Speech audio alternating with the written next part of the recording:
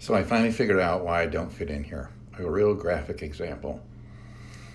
I was talking to a staff with some other people, and we were having a good time and jolly and everything. And so I brought up the comic Sindhu V, Apollo Live at the Apollo, and she was relating how she came from India, and they had discipline over there that wouldn't be legal here.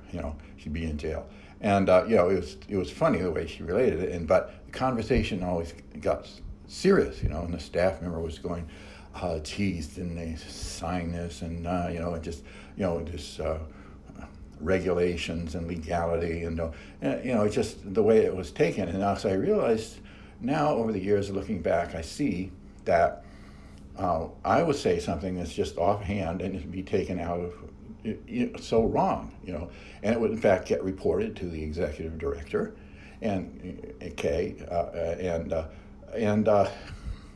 executive director would come furious with me. In one case in particular, the cook, we were having just a conversation in the kitchen, and became, we have a number of diabetics here, and she cooks for diabetics, and became obvious to me that she didn't know something, and so I just related, hey, that nearly all foods have some form and some content of sugar in it, which is true. And I just said that. We continued talking, and I, left after a while.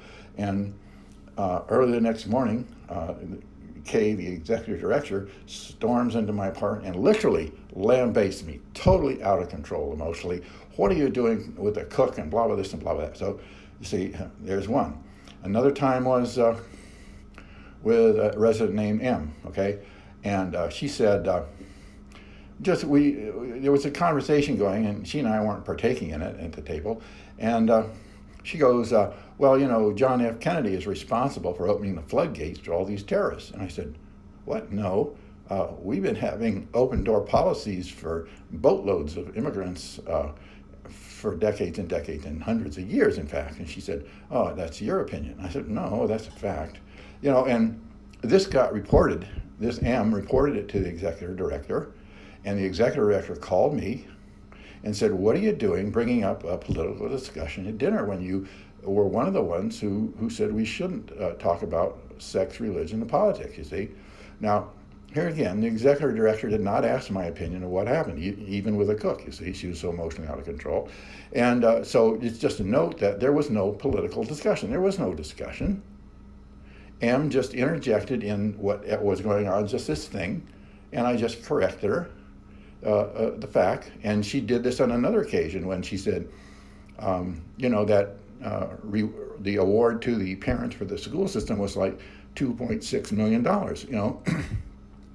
And I had just seen this news, how news agencies rerun stories time, and I had just seen this news story like 3 times before coming to the dinner table, and the award was in fact $5 million. And this seemed significant to me, so I said no. I didn't say no. I said, well, actually, the award was $5 million. And she goes, well, I don't want to argue.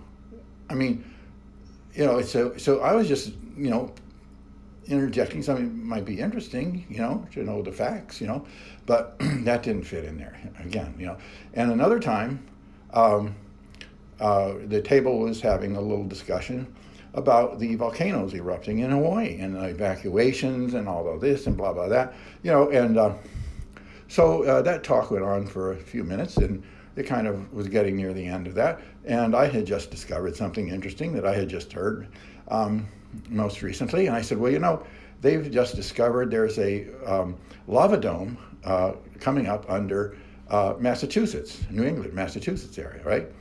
And, this seemed like a non sequitur to them, I guess, but to me, I wanted to know if I should make plans to move to Australia or something, right?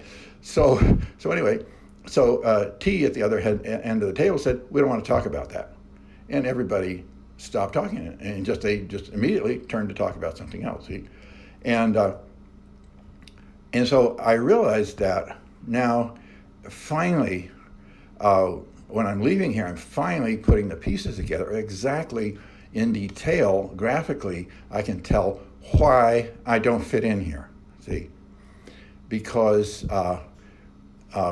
just by saying normal things that you would in a passing conversation, the people here, this isn't the case all over the place, but here in this little 12-unit apartment complex out in the middle of cornfields, and there's a group of people here, and they're not everybody. There were two other residents here who were, who didn't react that way. So it's not as though everybody, but these people are vocal ones, and they report this. So I've been labeled kind of a bad character. In fact, literally a bad character, and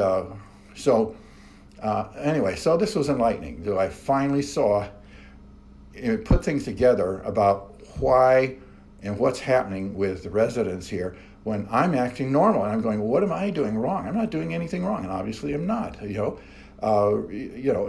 Except for the fact that I didn't realize that they were a certain type of human beings that, I don't know, whatever they are, they can only handle, small, insignificant talk that reinforces what they're concerned about already, and new information, even if it's unrelated or not, they can't handle it, and they report it to the executive director, and the executive director comes and talks to me and tells me to behave myself, literally, stop making residents uncomfortable here, and she'll go to the residents handbook and say, look, it says right here, you need to go get along with the residents. I'm going, well, I'm going to myself, you can't stick your head in the sand forever, because sometime the fox is going to come along, and see how well that serves you.